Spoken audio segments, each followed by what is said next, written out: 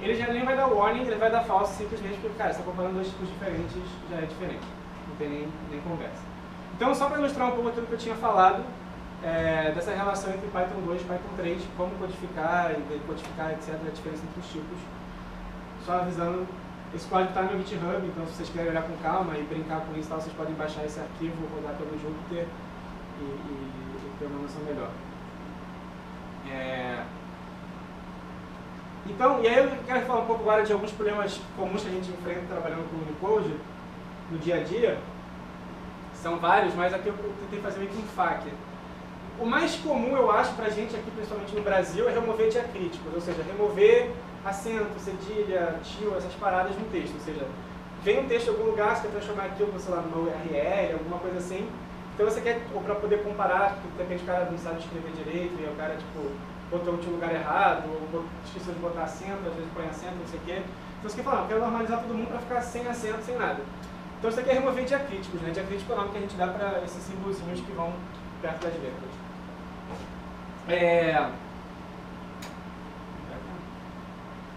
A solução que a gente tem é fazer o seguinte, eu vou explicar aqui. É normalizar a string, o Unicode, e depois normalizar no jeito NFKD, né? Lembra que eu falei que você pode escrever como o E com acento só como E com acento, ou como E mais acento. NFKD é a segunda opção. Então você vai ter um E mais um acento. Então ele vai meio que quebrar essas relações dos caracteres no caractere e seus diacríticos. E depois o que você faz é, pega essa sequência, transforma tudo para ASCII e o que não for ASCII você ignora. Então, mostrando aqui, rodando, deixa eu mostrar aqui o código, mas vou mostrar rodando. A solução funciona tanto para Python 2 quanto para Python 3, exatamente o mesmo código. Aqui a gente consegue importar, subir um pouco.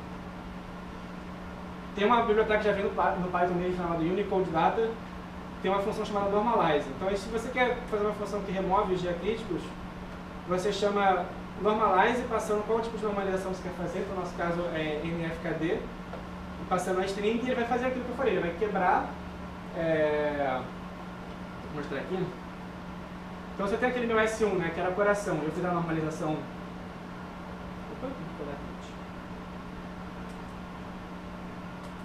E eu fiz a normalização S1, ele vai ficar mais ou menos igual para você como está olhando, mas na verdade internamente está representando de uma forma diferente. E aí, quando você fizer o encode ASCII, ele normalmente daria um erro, mas se você passa o ignore, ele vai ignorar os caracteres que ele não entende, né, que não estão mapeados no ASCII, que são os acentos, etc. Então aqui já vai ficar sem os acentos. Mas aí você tem aqui um problema, porque antes você tinha um tipo, que era Unicode, né, esse daqui, e agora você está com um tipo de byte, né, ou no caso do Python 2, perdão, no caso do Python 3 teria str, aqui está com byte, no caso do Python 2 teria um Unicode, aqui está com str. Idealmente você tem que trabalhar sempre de forma consistente, então no final a gente decoda do ASCII de volta para Unicode, e a gente tem a nossa string Unicode sem os acentos, né. Essa é a ideia da normalização. Então só mostrar aqui rodando tudo junto. Ele pegou uma string, assim que a gente tinha definido antes, coração, e criou o Unicode com ela sem os acentos. Alguma dúvida nisso daqui? Podem perguntar.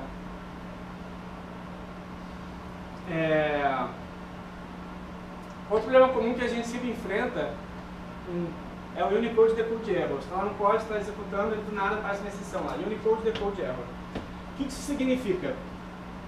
Você tem uma representação codificada, você está tentando transformar numa representação de caracteres, né?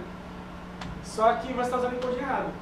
Ou você não está passando em encode, ou você está usando errado e tal, e o Python vai falar, não sei traduzir dessa forma. Porque o caractere que está aqui codificado não tem mapeado nessa tabela que você está mandando eu usar. E a solução depende muito da situação, né? Isso é meio óbvio, mas descobrir o encode incerto. Às vezes é possível, porque às vezes esse erro está no seu próprio código, alguma parte do seu código está codificando errado, então você pode descobrir como está codificando e fazer do jeito certo. Mas se você está trabalhando uma fonte de texto que você não controla, tipo você está usando uma API de outra pessoa, ou você está vendo página na web que o encode geralmente está errado, porque as pessoas não colocam certo, ou às vezes você está tentando ler um arquivo de configuração que sabe, sei lá, de onde veio e tal, você não consegue garantir qual é o encode original. Então o que você tem que fazer é tentar adivinhar. Eu tenho essa função que eu geralmente uso, que é o seguinte: eu pego uma string encodada ou codificada e vou tentando de encoding em encoding até não dar erro. E se não dá erro, eu assumo que é esse daqui e bola para frente. Para quem faz scraping, por exemplo, para pegar informações de página na web e tal, isso acaba sendo importante porque geralmente você não pode confiar no que a página te diz que é o encoding que ela está usando. Então, mostrando aqui funcionando também, aqui é exatamente a mesma função que eu tinha definido antes.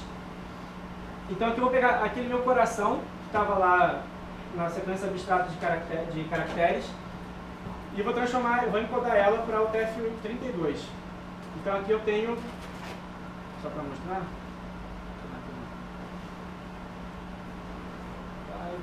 assim, aqui eu tenho uma str, né? Em Python 3 significa que eu tenho uma... Eu peguei aquela string e codifiquei o TF32. E aí se eu tentar decodar o TF8, eu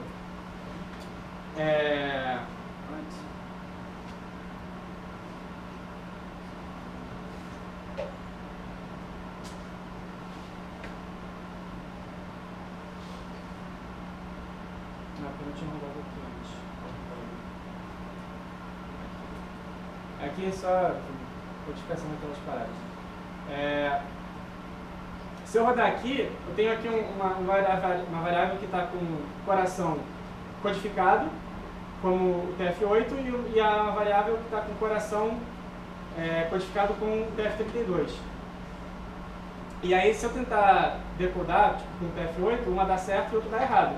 Porque uma realmente está no TF8 e outra está errado, porque o Python não tem como acertar. Então, o que eu geralmente faço, eu uso aquela função que eu passo uma lista de encoding, geralmente do mais específico para o mais genérico, e rodo, e aí acaba acertando nas duas vezes. Então, geralmente quando você não sabe o que fazer, você chuta vários até dar certo.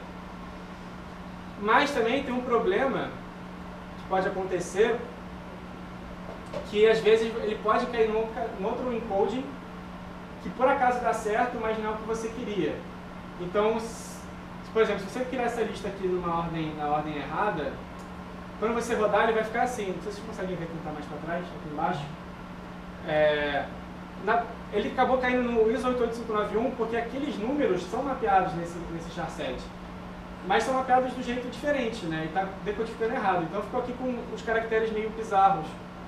Que você vê que é tipo coração, mas não, e está meio estranho pra caramba. Porque ele realmente acabou caindo no encoding errado. Então essa estratégia de você ir chutando até você achar que funciona, nem sempre ela é válida, né? Vai depender muito do problema, da situação. E isso daqui é tipo alquimia, é ficar tentando, uma hora dá certo, uma hora dá errado. É meio caótico mesmo. Na hora que está lidando com input que vem na internet, que pode ser qualquer coisa. Alguma dúvida nisso daqui?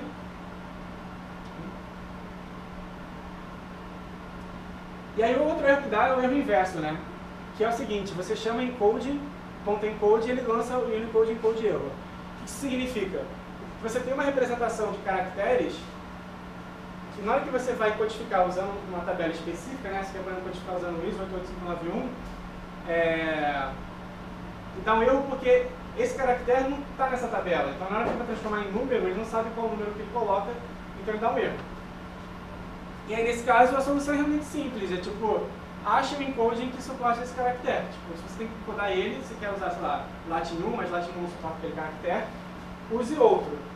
Mas só se você puder, porque às vezes você está trabalhando com uma API, alguma coisa que tem que gerar no encoding certo, e aí você não pode usar o que você quer, você tem que usar o que é pedido, e aí nesse caso, enfim, boa sorte, porque você vai ter que tratar isso como erro de usuário, o encode está errado, inválido, sei lá, validação do form, alguma doideira dessas. Mas isso é realmente simples. Mas tem outro erro que é muito comum, que eu sempre batia muita cabeça até entender o que estava acontecendo, que às vezes você está escrevendo um arquivo, aí você roda o seu código lá com o input e funciona de boas. Você roda o código com outro input, na hora que você vai escrever no arquivo, estoura tudo, dá um Unicode e encode error. Você fala, caraca, mas por quê? Tipo, o código é exatamente o mesmo.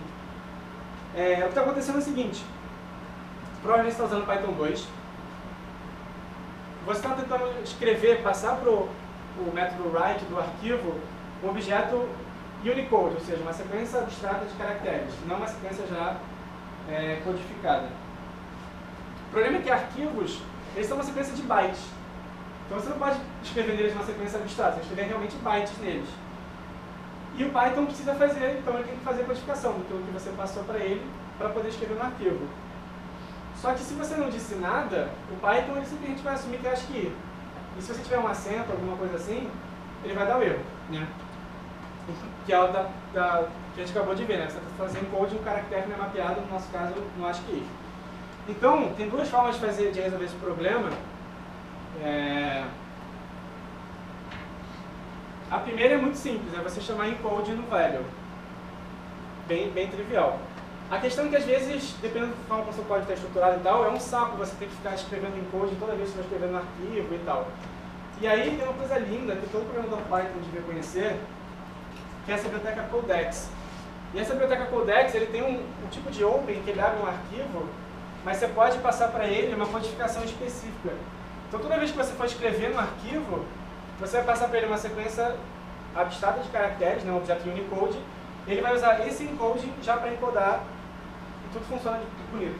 Isso aqui é principalmente útil quando quem está escrevendo no arquivo não é você está chamando uma biblioteca, passando um arquivo e essa biblioteca não está encodando e tal, dando erro. Então, em vez de você abrir o arquivo do jeito normal, só usando o open, você abre o arquivo usando codex.open, passa para essa biblioteca, a biblioteca vai fazer o que ela já faz e vai funcionar de forma linda.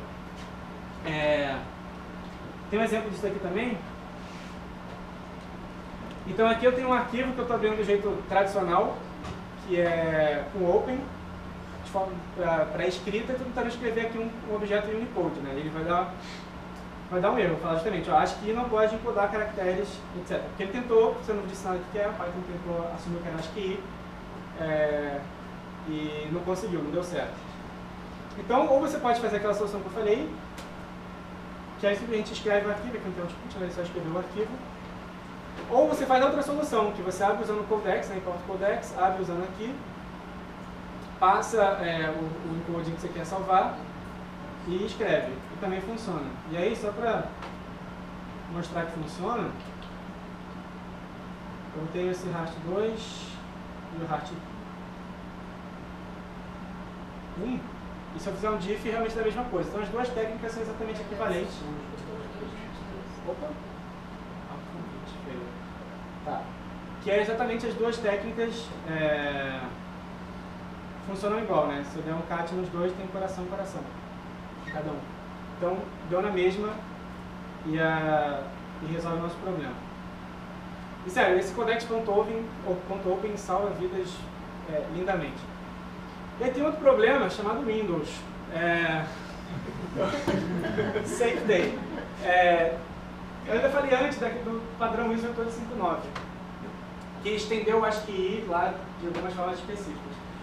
A Microsoft tinha esse mesmo problema, resolveram fazer uma outra família que estende ASCII de outro jeito. E essa família é o Windows 12.5 alguma coisa, então 12.1, 12.5.2, 12.5.3 e tal. Por acaso, o 12.5.2 ele tenta encodar os mesmos caracteres que o Latin 1, então lá com acento, sem cedilha, etc. Só que ele é quase igual, exatamente os mesmos números. Eita, bugou aqui.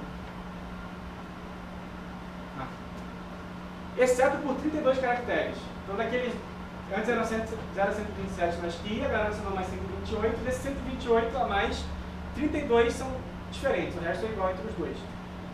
E a galera não sabe a diferença do 12.5.2 para o 8.8.9.1. E a galera usa os dois como se fosse a mesma coisa. Então o que mais acontece é a galera falar que é um e é o outro, e vice-versa, e aí na hora que você, principalmente acho que com 5 de eu sempre dá problema com isso. Você está tentando decodificar, vai aparecer uma string lá toda errada, e você fala, mas por que o cara está falando que é isso e estou encodando disso, mas não é isso? Então, se você vê um desses dois, abre o olho, porque pode estar errado.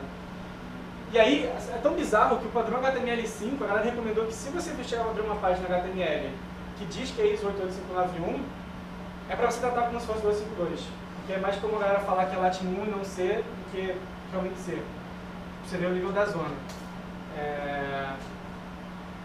Mas se você não estiver trabalhando com HTML, aí a solução é meio que, enfim, o que for mais certo para você, e como todos os problemas é muito artesanal. Tenta ver o que acontece, dá erro, tenta outro jeito. Sei lá, de repente você tem que usar machine learning para descobrir qual é o tipo de encode que o cara está usando, alguma doideira dessa, porque às vezes realmente você não sabe.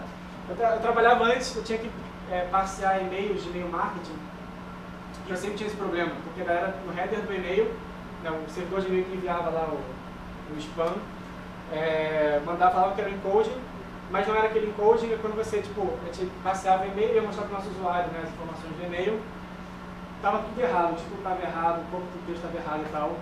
Só que aí o problema é que como tem servidores de e-mail diferentes e tal, você não consegue, tipo, simplesmente criar uma regra, falar, não, é 1252, então eu vou usar desse jeito, ou não vou usar do outro jeito. E aí, a verdade é que chegou uma hora que eu desisti e falei, vai ficar assim, eu vou assumir o que é mais comum e o que não for comum, paciência.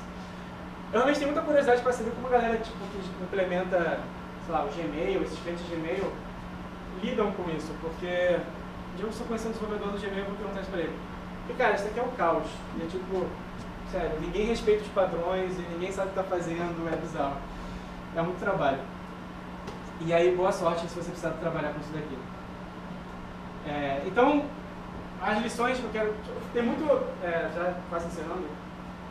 Eu tentei fazer realmente intensivão, né? Todos os assuntos de Unicode, para vocês poderem entender os problemas e tal, mas aí eu quero deixar algumas lições para a vida de vocês quando vocês estiverem trabalhando com texto. Primeiro, usa Python 3, cara. Sério, Python 3 ele é um pouco mais estrito na forma que você trabalha com coding, mas isso acaba te fazendo acertar muito mais do que errar, e quase você não tem mais problemas de Unicode com de erro, essas paradas doidas e tal. Então, use Python 3. E sério, usa Python 3, cara. Se você, tipo, alguém, esse dia na lista da Python Rio, alguém tava falando, perguntando, tipo, motivos para usar Python 2 ou Python 3.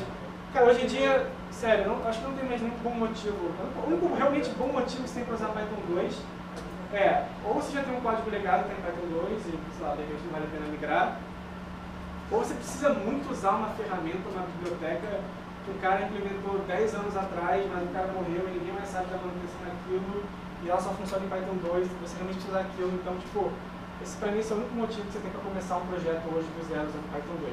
Preguiça também é um motivo. Eu instalei o Fedora do zero, editei Python, eu acho que a preguiça a longo prazo vai acabar compensando, tipo, trocar. Jogo e gráfico 3. Oi? Jogo e gráfico 25? por padrão. Olha. E aí eu já tinha falado, se você não souber que encoding você usa o TF8, porque que nem mostrar aquele gráfico é o mais comum. Então às vezes se você não sabe porque o cara não disse qual é, ou você tem dúvida do que você tem que mandar, cara, não usa o TF8 que a probabilidade de dar certo geralmente é muito maior do que qualquer outra coisa. A não ser que você esteja na Europa Oriental, que eles usam muito Windows 12.5.1 para caracteres cilíndricos. Mas tem uma coisa bem específica, eu acho que ninguém trabalha muito em programas impulso. Como via de regra, se você tem um input, a primeira coisa que você tem que fazer quando você recebe o input de um texto, seja lá qual for a fonte, decodifica, transforma ele para uma sequência abstrata de caracteres, que isso vai ser muito mais fácil de trabalhar, e se você fizer direito, não vai perder tanta performance assim. E da mesma forma, só transforme ele, só dá encode nele, né? Só codifique ele quando for realmente necessário. Quando você tiver que enviar na rede, quando você tiver que salvar um arquivo, aí beleza, você encoda. Para todas as outras situações, trabalhe com a sua representação abstrata de caracteres, que vai poupar muito problema. E, dependendo do que você escolha fazer, seja consistente, nunca misture um no outro. Então, se fosse, eu vejo muito, sei lá, em um projeto em Django, por exemplo, a galera que faz aqueles field choices, né? Aqueles choices lá para o seu model, tem um monte de listagem. Aí, tipo, todo mundo usa aspas simples, esse aqui tem um acento, aí eu ponho o U na frente, porque tem acento. Aí os outros usam aspas simples. E você está criando dois tipos diferentes, e aí se você está trabalhando com internacionalização, tratar com, sei lá, línguas diferentes, etc., cara, isso vai dar problema, certeza. Então, se você está escrevendo uma coisa para mostrar para o usuário, alguma string assim, na mão, geralmente, se você está usando Python 2, põe o U na frente. Se você está usando Python 3, não põe o B na frente. Aí acho que a maior vantagem do Python 3, que é aquele preguiça, não vai colocar o B na frente, então isso já resolve muito problema. E, cara, seja consistente. Se você vai botar o U na frente, você põe todas as strings. Isso vai resolver muito problema para você. E sério, cara, usa Python 3, por favor. De verdade. Não usa Python 2.